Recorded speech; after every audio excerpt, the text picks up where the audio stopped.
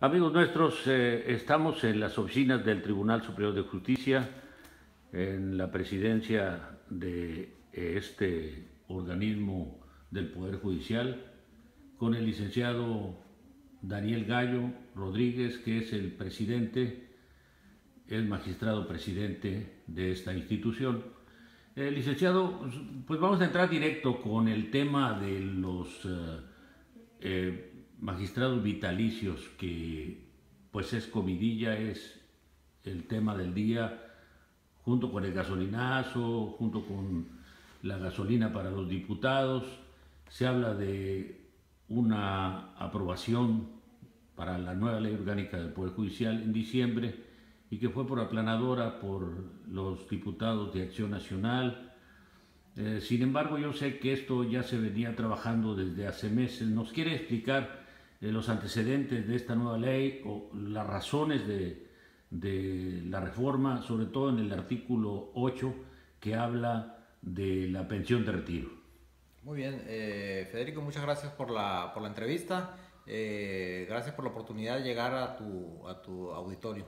Primeramente, comentarte que esta nueva ley orgánica que fue aprobada en el mes de diciembre por el Congreso del Estado fue un trabajo previo de varios meses, desde el mes de agosto hasta el mes de noviembre, de trabajo del Pleno del Tribunal para conformar una nueva ley que respondiera principalmente a la Constitución, a la integración del Consejo de la Judicatura para Baja California Sur.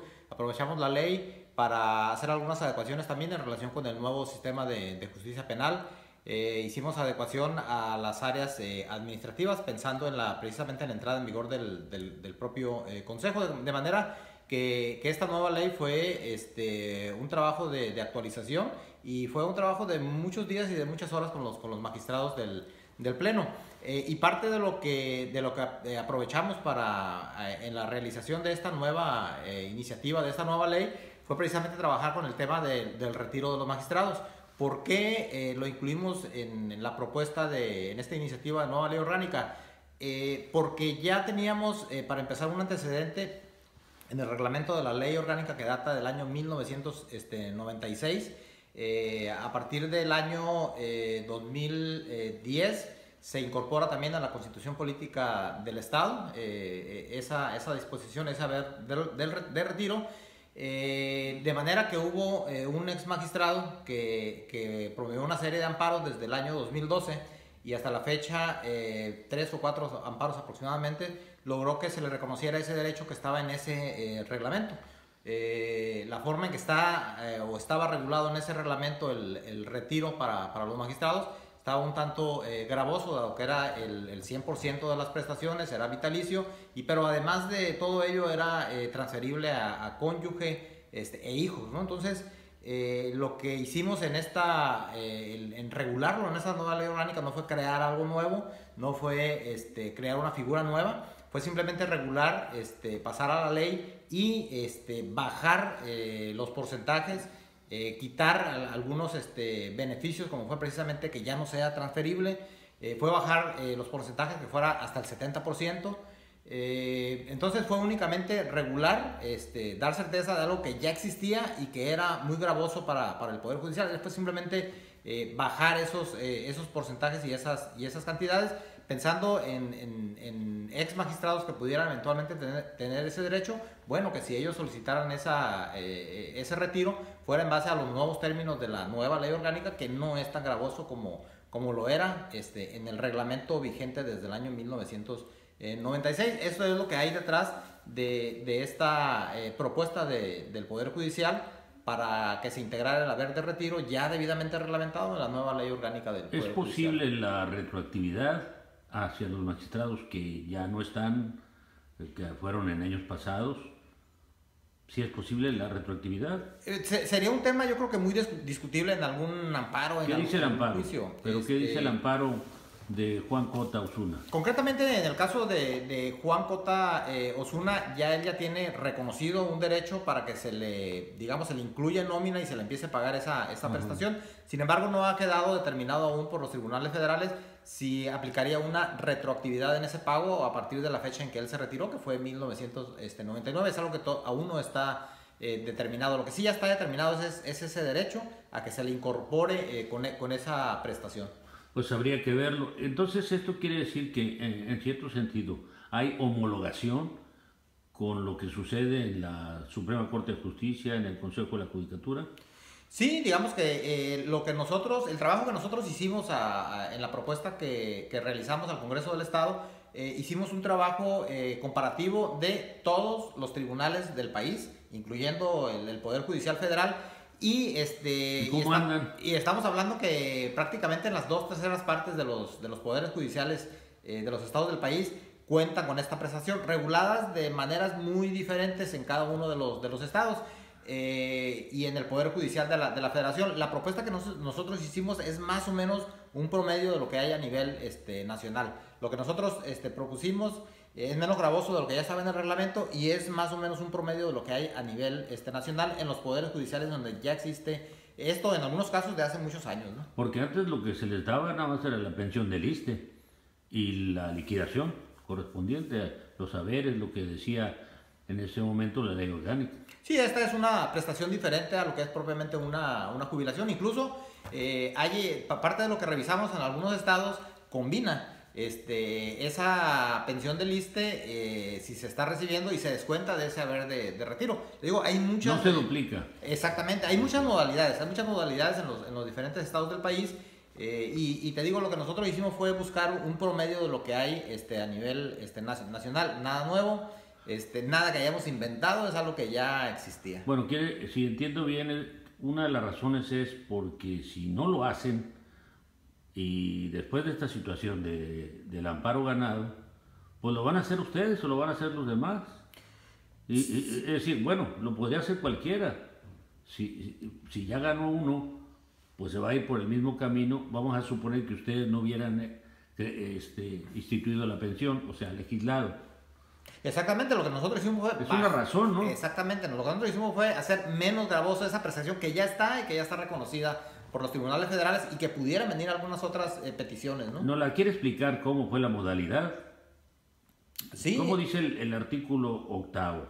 El artículo 8 básicamente va encaminado a que el magistrado que haya concluido los dos periodos, de 6 años, es decir, los 12 años, tendrá en los 2 primeros años el pago del haber por el 100% y va disminuyendo en un 10% cada 2 años, de manera que al final queda en un 70%.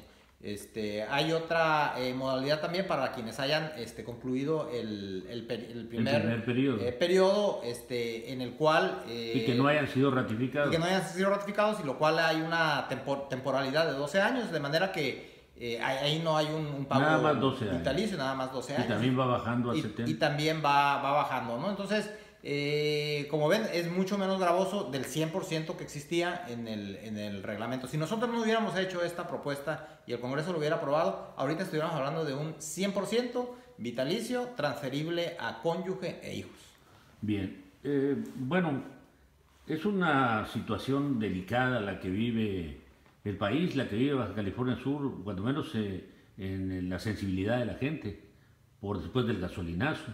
Y cuando se habla de austeridad, yo creo que llegó en un momento crucial, ¿verdad? Aunque ustedes lo estaban trabajando 4 meses antes, lo aprueban en diciembre, se da a conocer a principios de año, y es por eso que las protestas y se dejan venir. Ustedes las ha captado, ¿verdad? Sí, yo entiendo perfectamente el malestar de algunos ciudadanos. Fue un mal momento, ¿verdad? Fue un mal momento que se diera a conocer, porque como bien lo dices, esto nosotros lo trabajamos desde el año pasado, desde el mes de agosto. El Congreso del Estado lo aprueba en el mes de diciembre.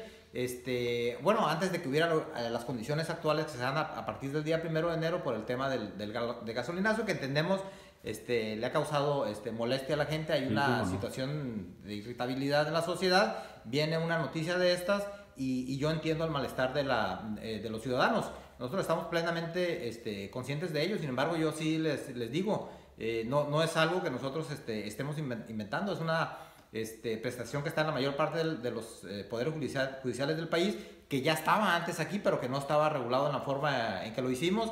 y que definitivamente no es, no es un abuso. Esto está incluso recomendado también por organismos internacionales. Es parte de lo que constituye la independencia del poder judicial. Es un baluarte, es uno de los puntos claro, que fortalecen la independencia. Que no los pueden judicial. comprar, y luego hay una situación, yo creo que de peso al final, ¿no? Porque no se pueden reciclar, no se pueden reactivarlos como abogados. Es decir, no pueden trabajar, llegar a litigar rápidamente, ¿no? Sí, ese es otro punto que la ley orgánica establece, cuando menos 2 años en los cuales no se puede litigar. Y de alguna manera, pues sí, es un impedimento que puede tener su lógica, ¿no? Porque si el magistrado o ex magistrado estuvo durante un tiempo considerable en el Poder Judicial, la gente pudiera pensar que pudiera tener algún tipo de beneficio. Entonces, por eso la ley establece 2 años que no puedes litigar, y en parte es también esa justificación del 100% en los 2 primeros años. Y hay riesgo, es una situación de riesgo. Bueno, como un juez, un magistrado, está viendo asuntos también, no solamente civiles, mercantiles, sino penales y hasta de crimen organizado. Sí, hablando de asuntos de tipo civil, mercantil, pues hay asuntos de gran mucho dinero, de gran cuantía que obviamente sí puede haber o pretensiones de interferencia de fuera de la institución, y yo creo que si le damos fortaleza al Poder Judicial se pueden evitar ese tipo de riesgos. Y por otro lado, de alguna manera los riesgos que ahorita yo creo que cualquier ciudadano puede darse cuenta que juzgar a una persona relacionada con la delincuencia organizada, como tenemos varios procesos en nuestros juzgados penales y en las salas de apelación, obviamente que implica un riesgo, que implica una situación delicada, difícil, y que bueno, de alguna manera este tipo de retiros pues es en retribución un tanto a ese tipo de riesgo que tenemos los magistrados y los jueces penales. No, también es la capacidad, porque pues como abogados yo pienso que han tenido varios de ustedes, ¿no? Algunos tienen carrera judicial, otros tienen muchos años litigando, en fin, pues pueden pasar ciertos exámenes, ¿no? Para sacar su trabajo. Así es, sí, definitivamente. Bueno, fíjese usted que se juntó este asunto en el Congreso con una crítica muy fuerte hacia los legisladores locales, porque tenían 16,000 pesos adjudicados ellos mismos en sus acuerdos para gasolina, y que pretendían aumentarlo a 35,000 mensuales. Esto nos da 1,000 pesos diarios, más de 1,000 pesos diarios para gasolina, ¿no? O sea, ¿para dónde va a ir diario un diputado? Pues a qué horas trabaja. Esto se lo comento para preguntarle, ¿aquí en el tribunal le dan ese gasto a los magistrados? Sí hay un apoyo para combustible, pero es muy bajo, realmente no hay punto de comparación con lo que se da o que se dice que se da. Yo realmente no lo sé ¿Cuánto les dan a los? Son alrededor de 1,500 pesos semanales. Bien, pues sí, ¿no? Que se da, es una cantidad realmente baja, ¿no? Nada comparado con lo que pudiera ser. Si ¿Hay medidas de autoridad aquí en el tribunal? Aún no las aplicamos, las estamos trabajando. Nosotros esperamos Pero el presupuesto mismo ya es austero, ¿no? De hecho, bueno, es parte de lo que yo he comentado. Creo que batalló para que le aprobaran, ¿no? Es parte de lo que yo he comentado con algunos medios de comunicación ahora que me han preguntado de posibles medidas de autoridad. Les he dicho, bueno, denos oportunidad de revisar en dónde podemos tener algún tipo de, mismo que no compren economías. Papel. Bueno, ahora son juicios orales, ya se ahorran el papel, ¿no? En algunos juicios, en los orales, ¿no? Bueno, tienen los dos sistemas. Los dos sistemas. Pero bueno, para empezar, lo que nos aprobó el Congreso del Estado para 2017, ni siquiera llega a lo mínimo que requerimos en este año, en el 2017, para operar. Entonces, si nos partimos del presupuesto que tenemos autorizado, aprobado actualmente, pues realmente ni siquiera podríamos economizar un peso. Realmente vamos a ocupar más, como ha venido siendo cada año, ¿no? Que lo que nos autorizan en el Congreso es menos de lo que finalmente terminamos requiriendo, y tenemos que estar trabajando ampliaciones en el transcurso del año. Bueno, pasando a otro tema, yo creo que ya hemos agotado el Consejo de la Judicatura, que es un órgano que va a vigilar a los jueces y también a los magistrados, en cierto sentido, ¿no? Autónomo dentro del tribunal, que lo pedían los abogados. Ya va a ser ya va a estar funcionando. Leí por ahí que el gobernador vino y les inauguró el edificio. Sí, correcto. El jueves pasado el gobernador